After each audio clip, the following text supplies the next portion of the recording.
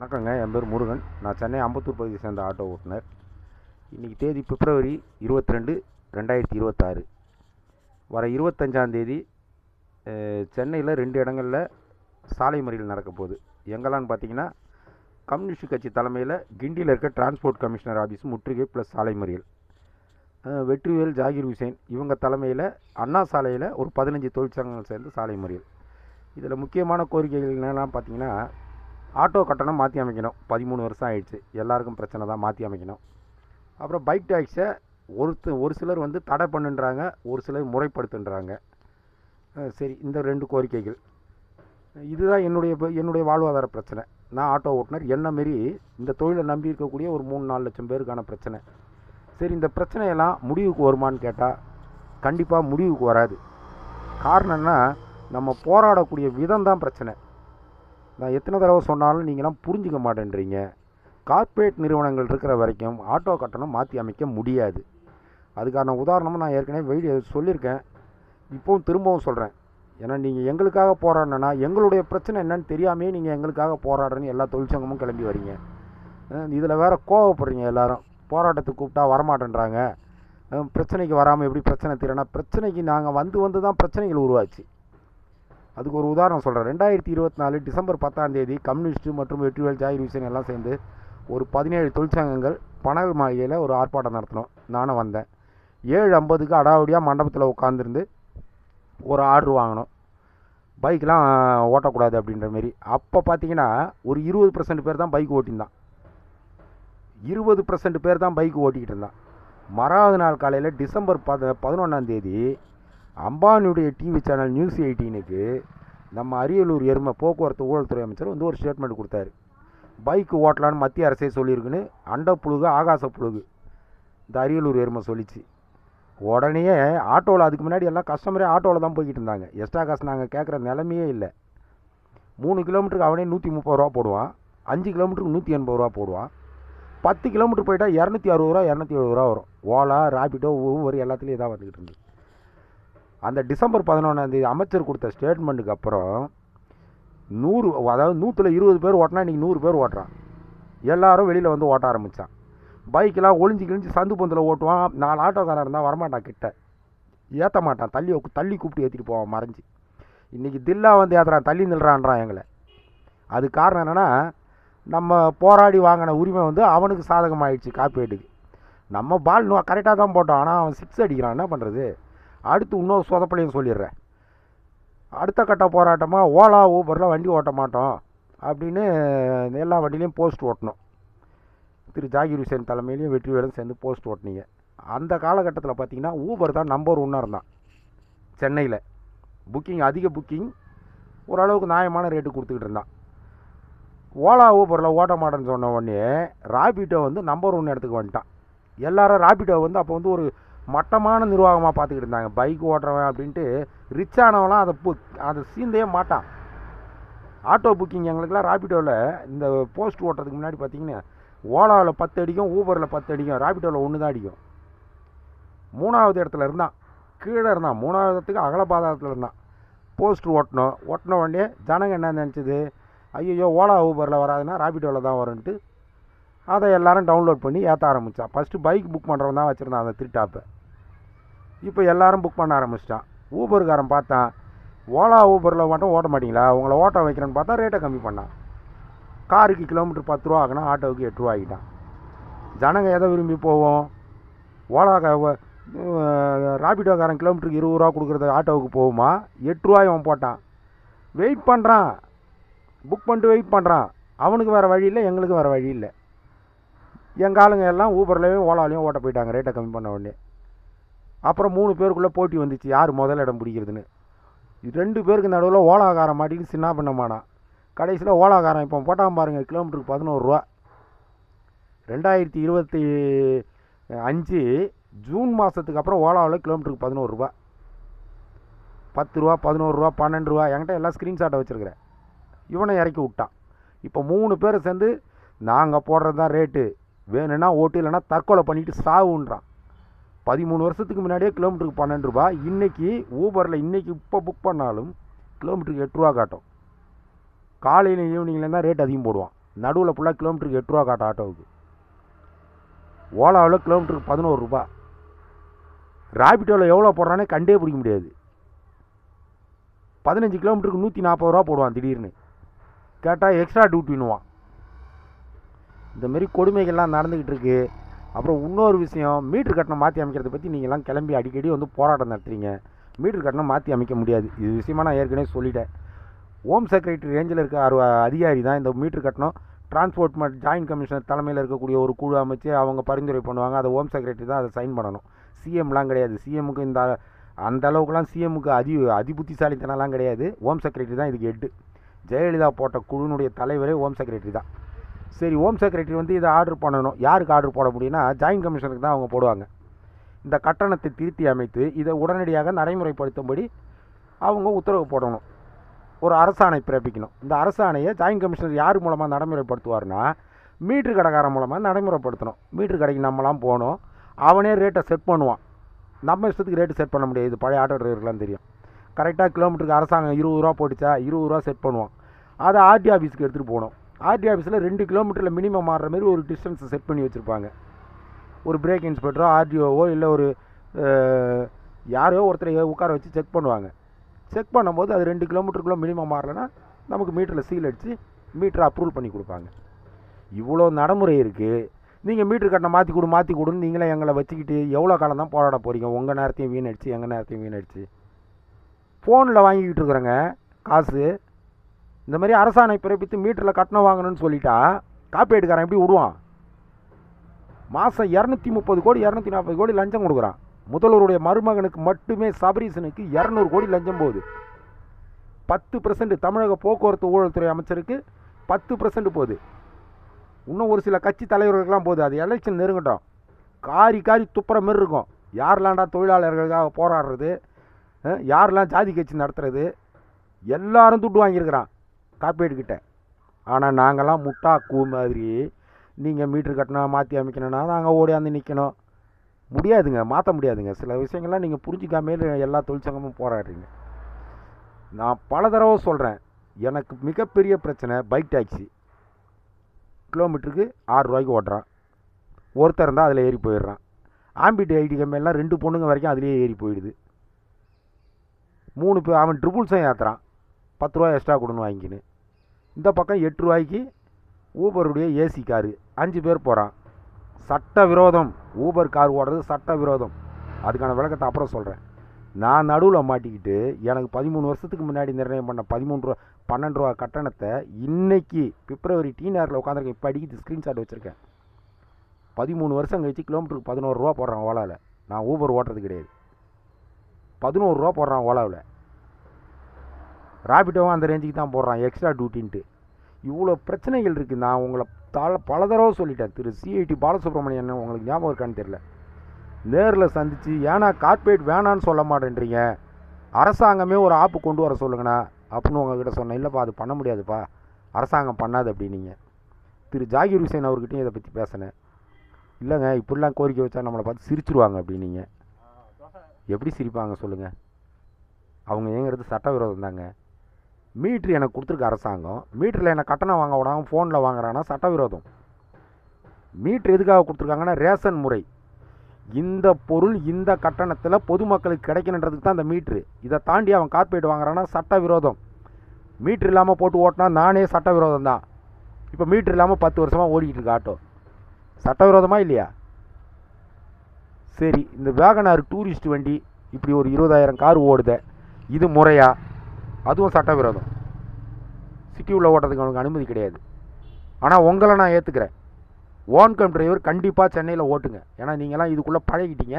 வேறு ஒரு புதுசாக ஒரு வேலை வாய்ப்பு நீங்கள்லாம் கற்றுக்கிட்டு டூரிஸ்ட்டுக்குள்ளெல்லாம் போகிறதுக்கு உங்களுக்கு டைம் ஆகும். நான் கேட்குறது என்னென்னா, சென்னையில் மட்டும் அரசாங்க ஆப்பு கொடுங்க. பெரம்பூரில் முதலமைச்சர் அப்படி தானே பேசினார். நான் அரசாங்க ஆப்பு கொண்டு வரேன், மீட்ரு கட்டணத்தை மாத்திரன்னு காக்கி சட்டை போட்டுன்னு செயல் பாபா கராத்தே பாபு சேகர் பாபு முன்னாடி அப்படி தானே பேசினார். அந்த கோரிக்கையாக முன்னிறுத்த மாட்டேன்றீங்க. உங்களுக்கு ஏன் வாயில் வரல? இந்த கார்ப்பரேட் நிறுவனங்கள் எங்களுக்கு வேணான்னு கேட்குற உரிமை நமக்கு இருக்குது. அதை ஏன் கேட்க மாட்டேன்றீங்க? இதை கேட்காம சத்தியமாக நீங்கள் ஆட்டோக்காரன் வாழ்வாதாரத்தை மீட்க முடியாது. இது அத்தனை தொழிற்சங்கங்களும் புரிஞ்சுக்குங்க. சென்னையில் மட்டும் கேட்டிங்கன்னாவே மப்சலில் டெய்லி அடிச்சுன்னு சாவறானுங்க. டூரிஸ்ட் பர்மிட்டை வச்சுன்னு அவனை ஓட்ட விடாமல் இந்த ராபிடோ, ரெட் டாக்ஸி, ஓலா, ஊம்பரு எல்லாரும் போய் அங்கேயும் ஓட்டி டூரிஸ்ட் தொழிலே நாசம் பண்ணியிருக்காங்க.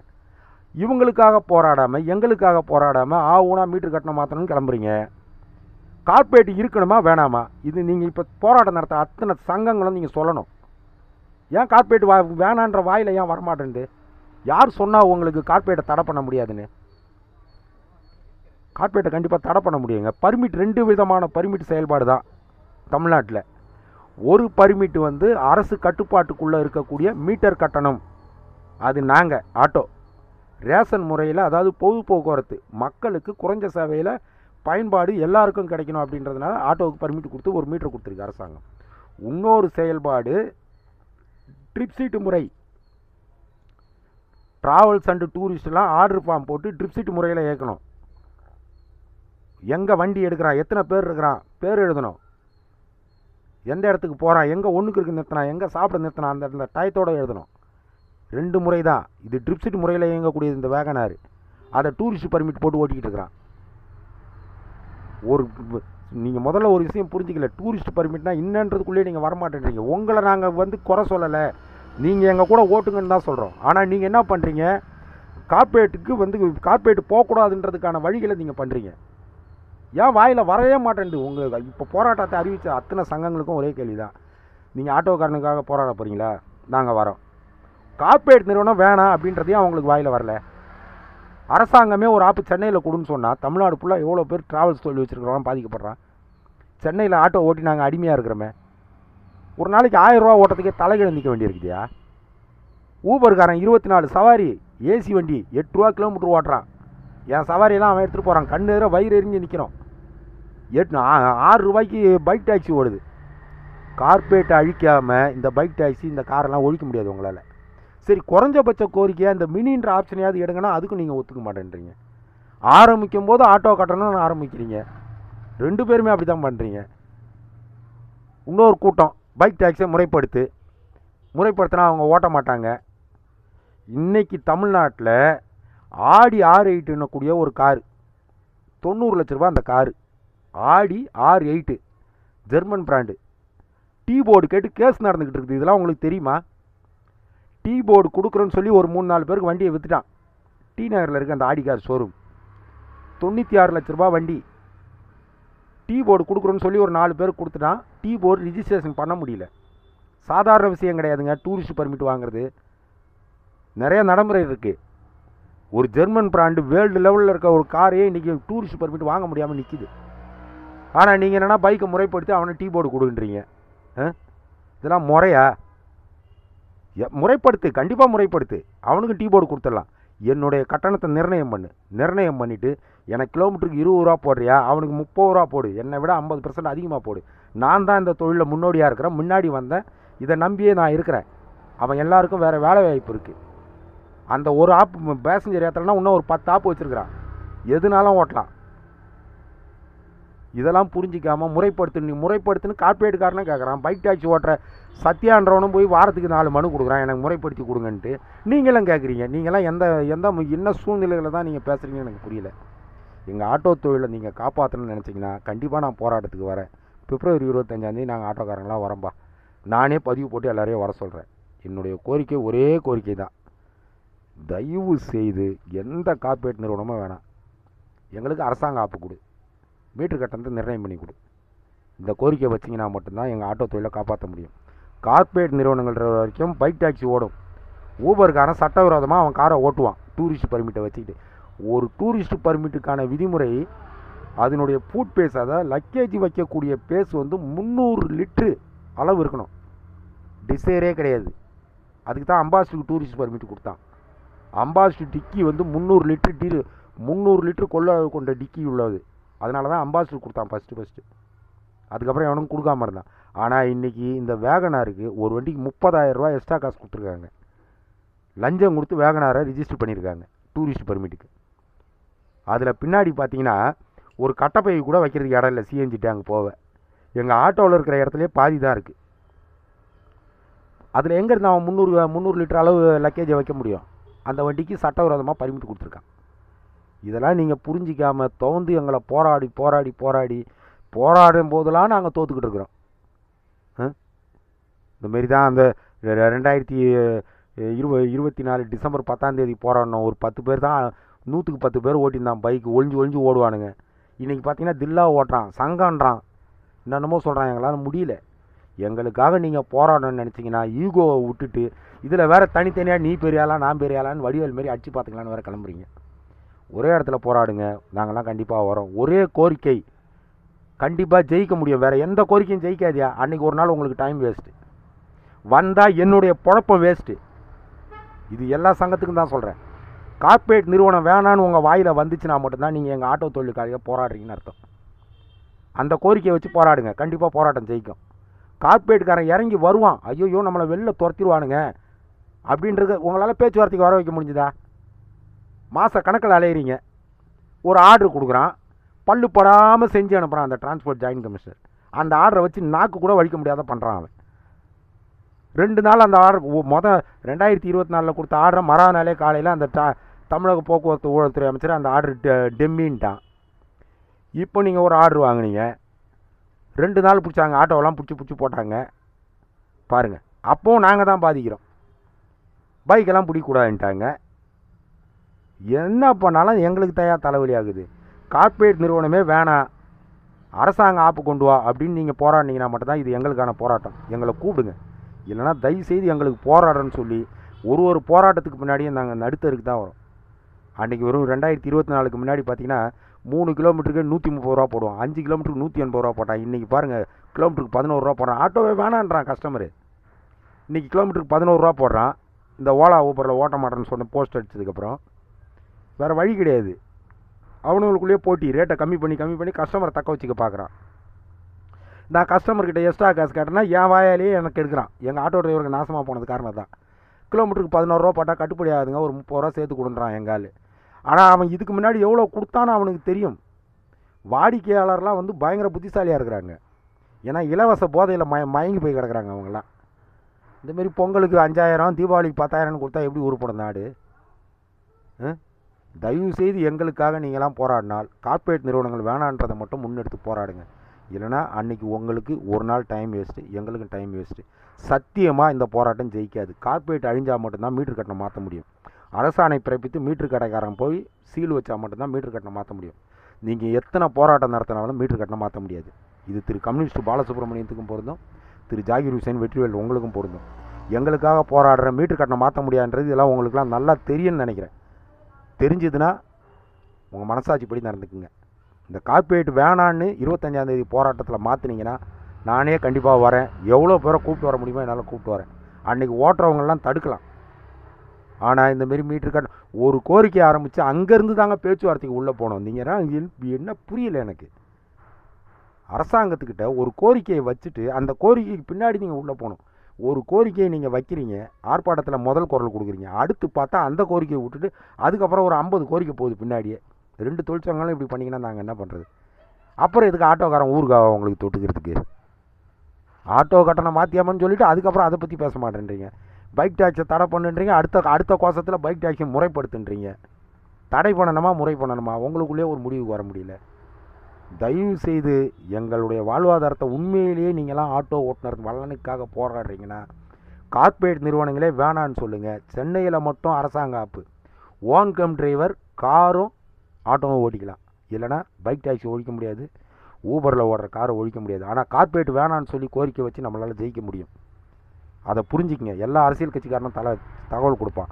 நம்ம வந்து பிரச்சனைகளை கரெக்டாக கொண்டு போகல. இந்த கார்ப்பரேட் என்ன சேவை செய்யுதுன்னு